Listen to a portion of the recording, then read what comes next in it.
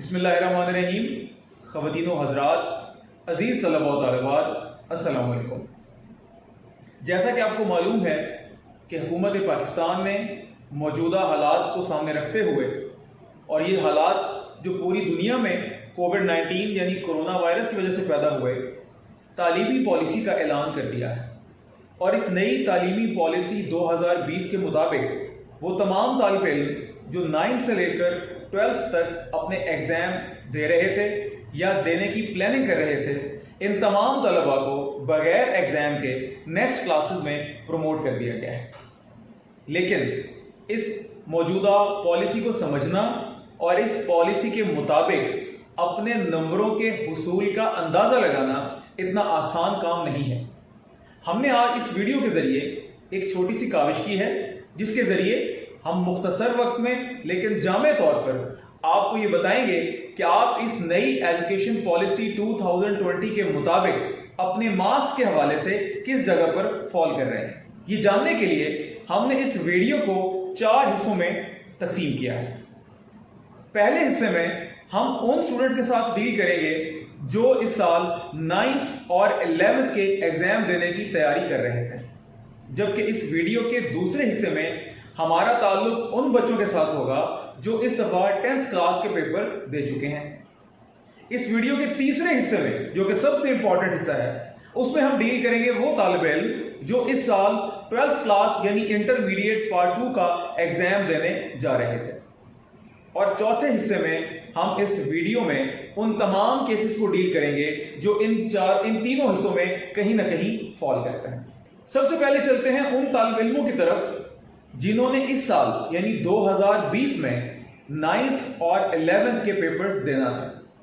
आपको ये बताता चलूं कि आप तमाम तालिब इल्मों को बगैर इम्तिहान के 10th और 12th में प्रमोट कर दिया गया है।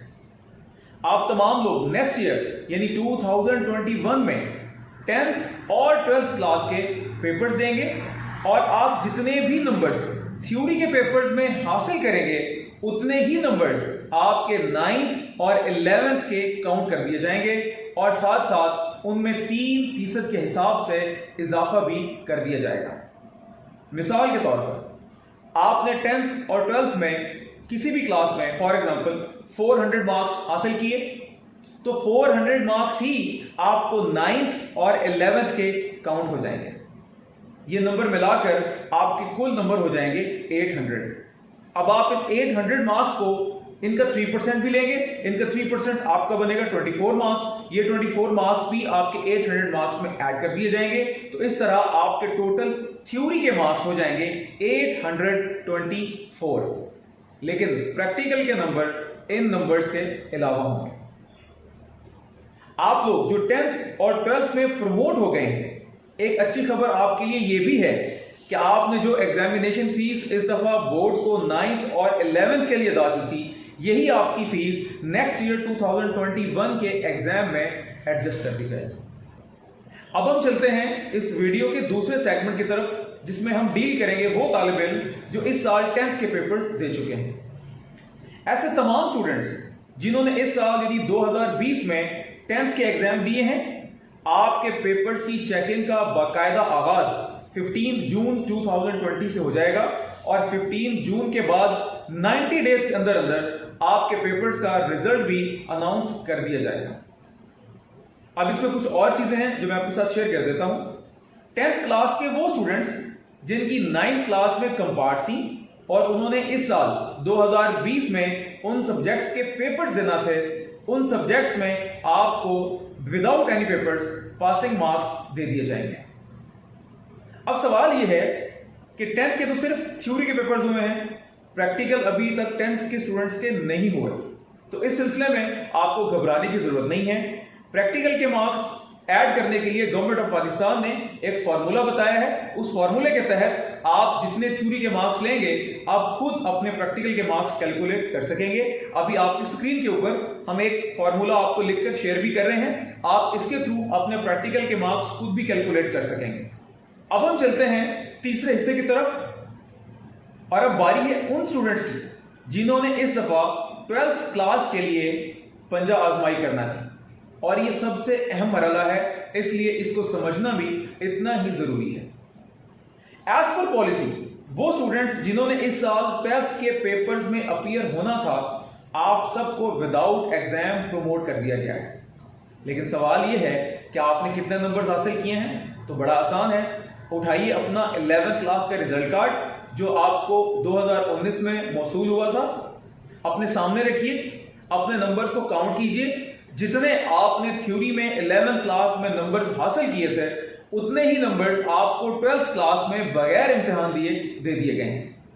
अब इन दोनों नंबरों को काउंट कर लीजिए तो आपके टोटल मार्क्स आ गए हैं, लेकिन इनमें 3% का इजाफा भी कर दीजिए। मिसाल के तौर पर अगर 11वीं क्लास में आपने 350 यानी 350 नंबर लिए थे, तो 12th क्लास में भी आपको 350 नंबर दे दिए गए हैं। अब ये टोटल नंबर आपके बन गए हैं 700। अब आप इन 700 का 3% लें तो वो बनेगा 21। ये 21 मार्क्स भी 700 में ऐड कर दें। अब आपके जो टोटल इंटरमीडिएट के जो आपके मार्क्स बने हैं वो आपके बने हैं 721। लेकिन ये आपके मार्क्स हैं थ्योरी के मार्क्स, इनमें प्रैक्टिकल के मार्क्स ऐड नहीं है। प्रैक्टिकल के मार्क्स ऐड करने का वही फॉर्मूला जो इससे पहले हमने शेयर किया है, वही आपके लिए भी अप्लाई होगा। अब बड़े गौर से आपने बात सुननी है। वो तमाम स्टूडेंट्स जो इंटरमीडिएट में एफएससी नॉन मेडिकल यानी एफएससी प्री इंजीनियरिंग के एग्जाम दे रहे थे, आपके 2 सब्जेक्ट्स होते हैं जिसमें आपके प्रैक्टिकल के मार्क्स ऐड होते हैं। एक आपका सब्जेक्ट होता है फिजिक्स और एक आपका सब्जेक्ट होता है केमिस्ट्री।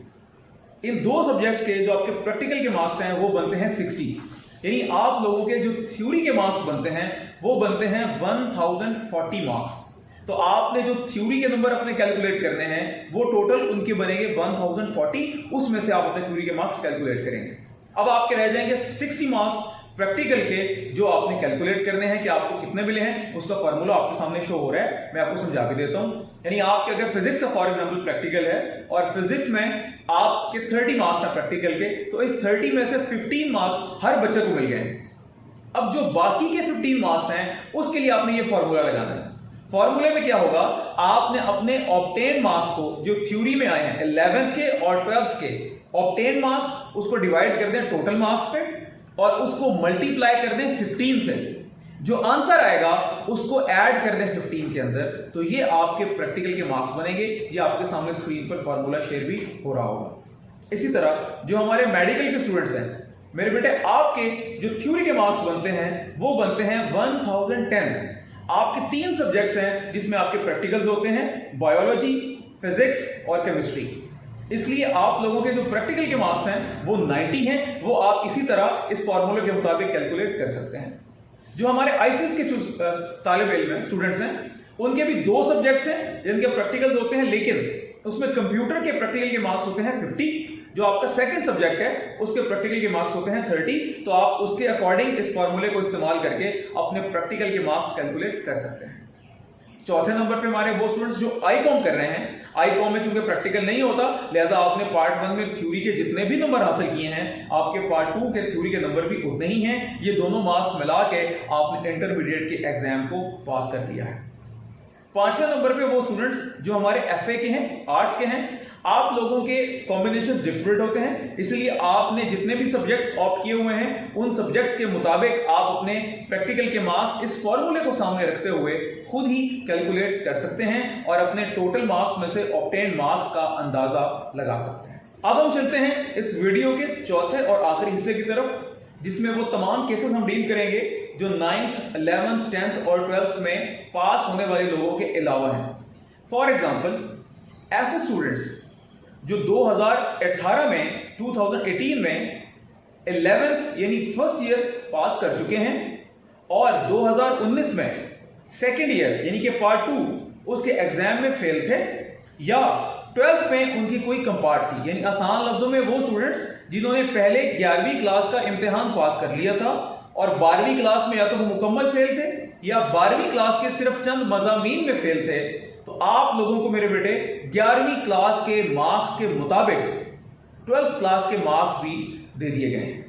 और प्रैक्टिकल मार्क्स कैलकुलेट करना हमने ऑलरेडी आपको बता दिया है, वो उसी फॉर्मूले के तहत आपने कैलकुलेट कर लेना है।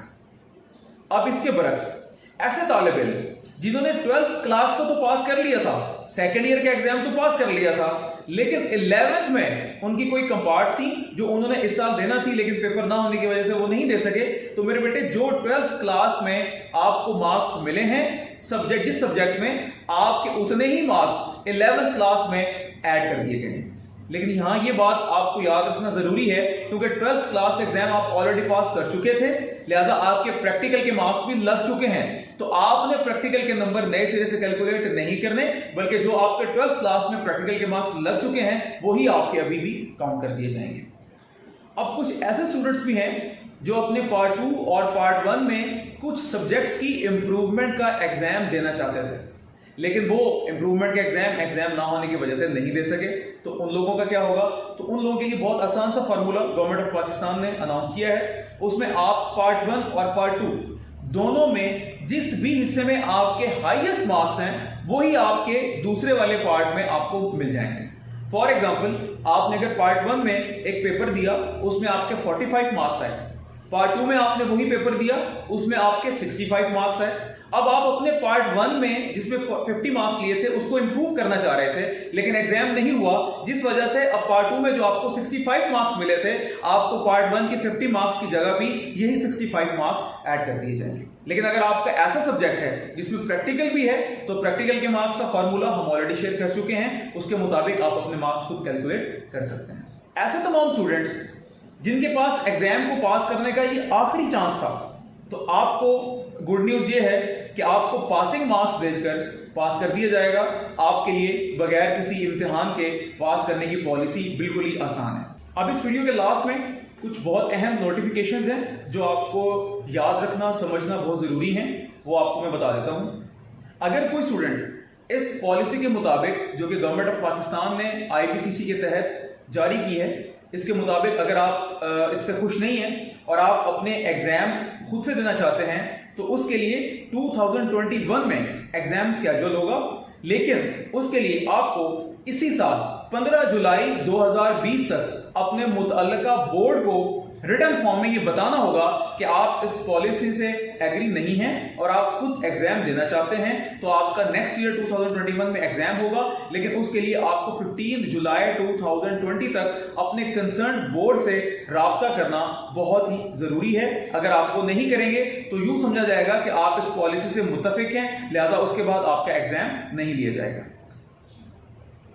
एक और बहुत अहम बात जो 9th और 11th के स्टूडेंट्स के लिए है, क्योंकि आपको विदाउट एग्जाम नेक्स्ट क्लासेस में प्रमोट कर दिया गया है, अब आप सिर्फ नेक्स्ट ईयर 10th और 12th का एग्जाम देंगे और उसी के मुताबिक आपके 9th और 11th के मार्क्स कैलकुलेट होंगे।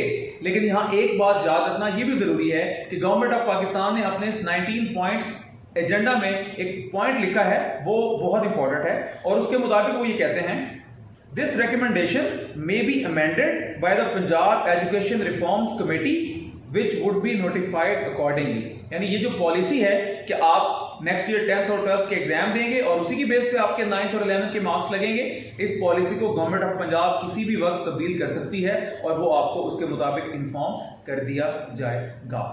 अब कुछ ऐसे स्टूडेंट्स हैं जिन्होंने हर सूरत स्पेशल एग्जाम में बैठना है, ये जो प्रमोशन की पॉलिसी है वो उनके ऊपर लागू नहीं होती, वो मैं आपको बता देता हूं। ऐसे तमाम तालिब इल्म जो कंपोजिट पेपर दे रहे थे, यानी पार्ट 1 और पार्ट 2 के कंबाइंड पेपर्स देने लगे थे इस साल, उन लोगों के ऊपर प्रमोशन की पॉलिसी लागू नहीं होगी। इन लोगों का अगस्त 2020 में एग्जाम लिया जाएगा या गवर्नमेंट ऑफ पाकिस्तान उसकी डेट खुद से अनाउंस कर देगी।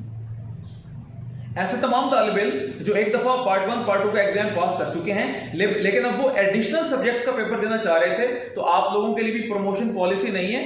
आप लोगों ने भी अगस्त 2020 में या गवर्नमेंट ऑफ पाकिस्तान जो भी डेट अनाउंस करेगी उसके मुताबिक आप अपना पेपर देंगे। इसी तरह कुछ हमारे स्टूडेंट्स हैं जो शहादतुल खासा के एग्जाम में अपीयर होते हैं, आप लोगों के भी पेपर्स होंगे, आप लोग भी इस प्रमोशन की पॉलिसी में शामिल नहीं हैं। हम उम्मीद करते हैं कि आपको ये वीडियो पसंद आई होगी और आपके जितने भी सवालात हैं उनके जवाबात आपको इस वीडियो के थ्रू मिल गए होंगे। अगर स्टिल आपको कुछ कंफ्यूजन है तो आप हमें कमेंट करके हमें बता सकते हैं कि आपका ये मसला है जो इस वीडियो में आपको नहीं बताया गया, तो हम कोशिश करेंगे कि आपको उस सवाल का भी जवाब दे दें जो इस वीडियो में आपके साथ आपको जवाब उसका नहीं मिल पाया। लेकिन हमें आपकी आरा का इंतजार रहेगा, क्योंकि उससे ही हमें पता चलेगा कि ये वीडियो आपके लिए कितनी फायदेमंद थी, और नेक्स्ट भी इस तरह के जो भी मसाइल होंगे उनको हल करने में हमें काफ़ी सारी मदद मिलेगी। अपना बहुत सारा ख्याल रखिएगा। अल्लाह हाफिज।